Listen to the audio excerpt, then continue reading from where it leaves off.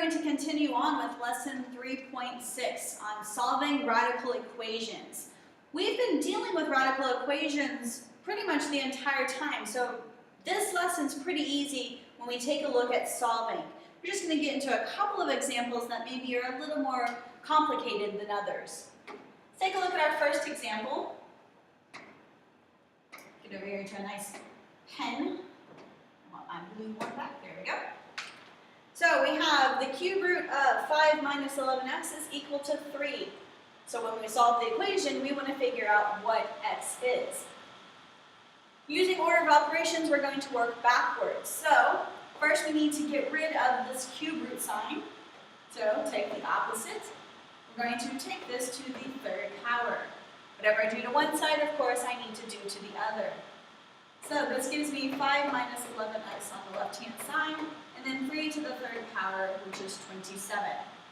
Now I have a normal two-step equation. Subtract 5 from both sides. I get negative 11x on the left-hand side and 22 on the right-hand side. Divide by the coefficient of a negative 11, and x is equal to negative 2. Check your solution, make sure that this is a true statement, so plug it back into the original equation. This time we want to follow order of operations to make sure we get the same answer. So, simplify what's going on inside here first. Alright, and 27 breaks down to 3 times 3 times 3. I want the cube root of that, so I have 3 3's.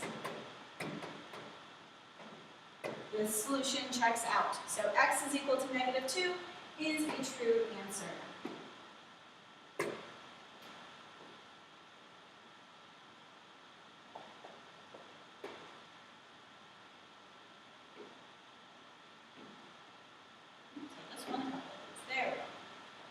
Taking a look at the radical equation.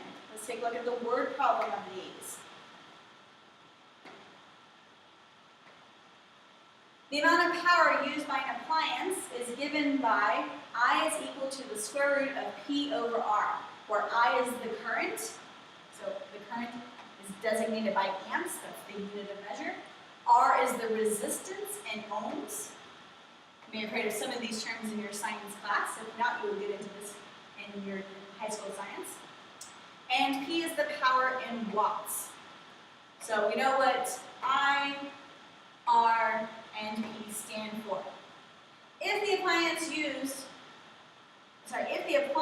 uses I equal to 12 amps and R is equal to 25 ohms, find the power. So let's copy down our formula here that's given to us. And we're going to substitute in the values we know. So replace I with 12 and replace R with 25. Now we want to solve the equation to get P by itself.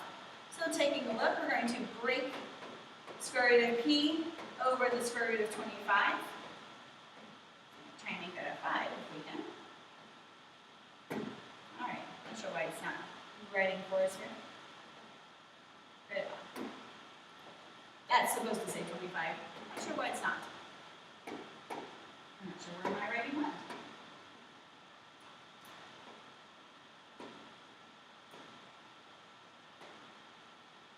Ah, there we go. It was just apparently very delayed because all of a sudden there's marks all over the board. Let's try this again. So we're going to simplify this, or whatever went over there. Square root of P over the square root of 25, which is 5. Multiply both sides by 5 to get rid, and then we have 60 is equal to the square root of P.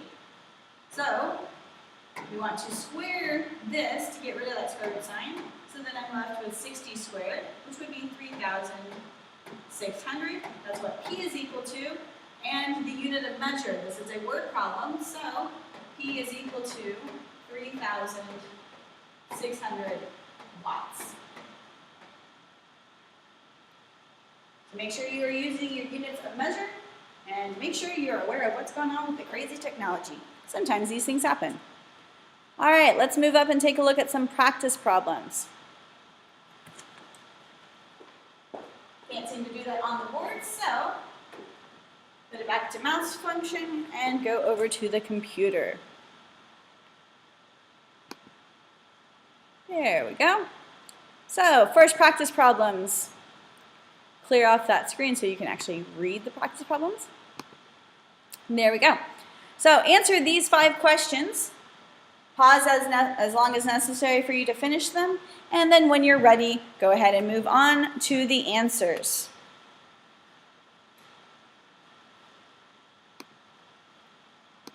Here are the answers for you, so take a moment to check your work. Remember, we want to make sure we exclude any extraneous answers that would make the solution not possible. So if you have any questions, circle them and we will cover them in class.